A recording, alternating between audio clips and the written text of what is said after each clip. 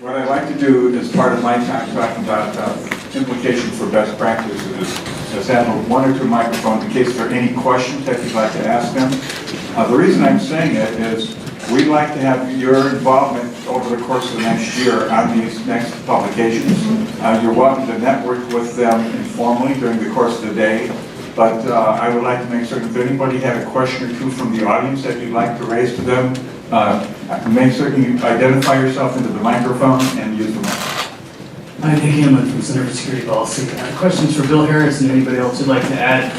I guess this could fall into the government or the messaging and PR concerns, but could one or two of you guys take a stab at just describing the difference between risk analysis and threat analysis and the cross-cultural bridge that has to go from the military to the private sector? Well, these will all be short questions and short answers. So the threat assessment is, from a military background, the maximum hazard for which you need to design your requirements.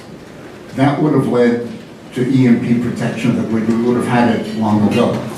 Risk analysis involves then reducing the expectation of harm and the need to protect as a function of the probability times the hazard, etc. And then you end up with incentives not to invest if you can't get short-term cost recovery. So that's where we've been from my perspective. Chuck, there's a question up here in front of you. I'm Jordan Sellers. I'm with FDS Focus Filter, Politics and Social Science. We're a think tank. My question is, can you compare and contrast some of the dilemmas that the government is facing with this current administration coming in to how they continue to solve this problem without being such a mediator or trying to moderate a problem? Like, what's the problem with people who might have concerns the government isn't doing anything? That might be a problem. Like, can you explain what the government can do to help out people with their own problems? Yeah, well, I think traditional thinking, gridlock is sometimes thought of as a good thing.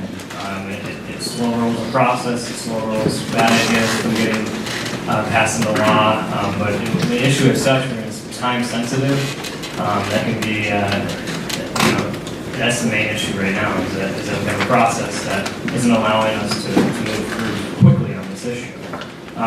And with the new administration, I think he's already laid out in his update, focus on infrastructure and security within that. But also you have to realize that since 1997, we've had zero federal legislation passed through the U.S. Congress, and that has been pretty much a stovepipe through the Senate. So if you're going to focus on an area within the federal government, I would say focus on the Senate right now in terms of legislation.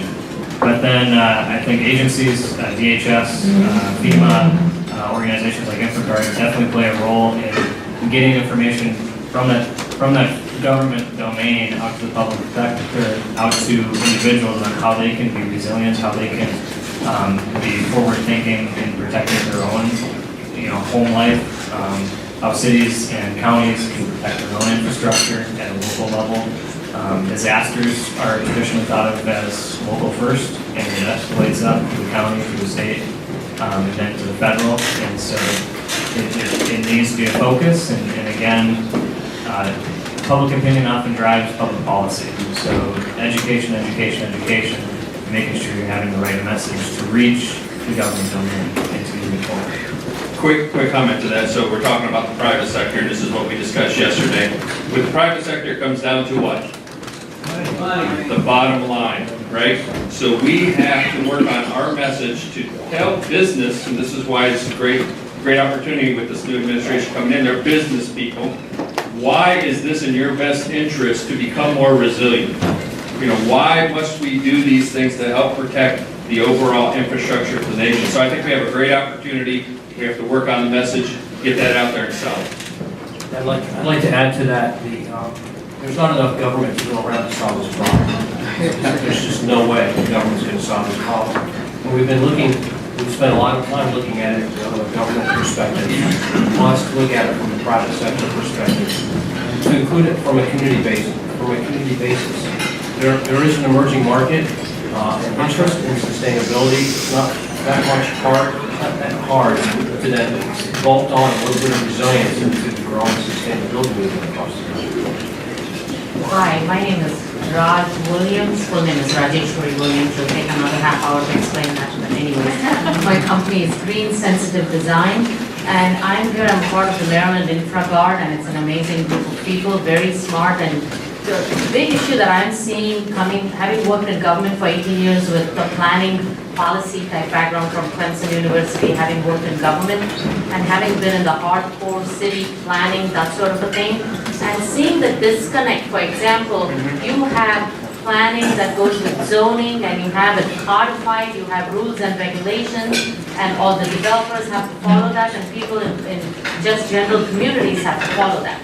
Now you bring in cyber issues, and people are just getting a trying to get a handle around that issue, and now you have EMPs, which totally people are like, oversaturated. All right, Raj, where's the question in this? Come on. So, no, I'm getting there, but the point is, how do you get this EMP issue to get to the hardcore community planning via whether it's zoning, whether it's policy planning? That is where the rubber meets the road. I mean, this is great. We are all preaching to the choir, and we all understand it's a big issue, but it really needs to get to that point. Getting back to the communication strategy, we need to thread this in at all levels, right? Just not government, just not a few people who are interested in this type of topic.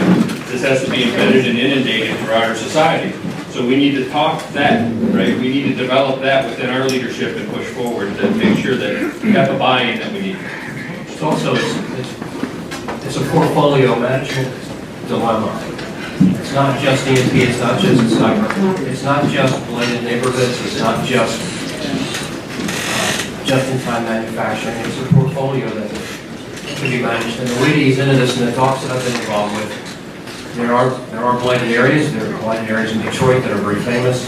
So there are opportunities for some urban communities but don't lead with the EMP dilemma. You can't lead with that because the people just shut down. So here's some areas that need some restoration. And by the way, while you're at it, while you're putting a microgrid in, while you're installing solar power, while you're looking at local food production, let's also consider, while you're doing all this, let's look at the triple threat of EMP, solar, weather, and cyber. And that's a very different conversation. It's not a shocking conversation. It's an easy one to ease into. So what I recommend is when all of you go out and have these conversations, you'll back into this problem. Allow it to be an enhancement to a larger solution. Hi, this is David Leaks with AccuSite. Just a question on the government side. Has there been any regulation or legislation proposed that would allow power companies to write off the investment for the protection directly in that year, or to work with public utilities commissions to change the rate of return on investments so that they get a much higher rate of return investing in protection? Yeah, I know that's been a discussion that's been had in both state and federal. I know there's been some legislation. I don't know necessarily the specifics on what's going on in the federal in this, but yeah, there's optimism from the state levels that if we could get something, especially from the federal level, coming down in the cost recovery, or even on the state level, cost recovery. Texas has an opportunity to do that differently than other states that don't have their own self-contained grid. But like we said, it comes down to money when we have business-minded folks, and that's the first question we have. I've had people tell me, I'll get out of the way, you can tell me how we're going to pay for this. So one of the things that happened in the book is that we have an appendix 8, and in appendix 8, Bill Harris has analyzed a lot of the legislation that has gone on. So Bill, can you comment on that? Very quickly. First, the legislation in Appendix 8 is what's been done at the state level. But first I'd say there's a bill that passed the House and the Senate, S-2012. It may go to conference in December, or it may die. It will come up again. It has a provision that would allow states to add resiliency and charge through ratepayers for the distribution system, the transmission and distribution system. So that's the first time. It used to be dependent on FERC. Secondly, the federal level, under the Federal Power Act, Section 205, FERC already has jurisdiction It already allows black start contracts where one generator gets paid to stand by and for the transmission system, those costs and the fuel that to black start another facility. So we already have that. And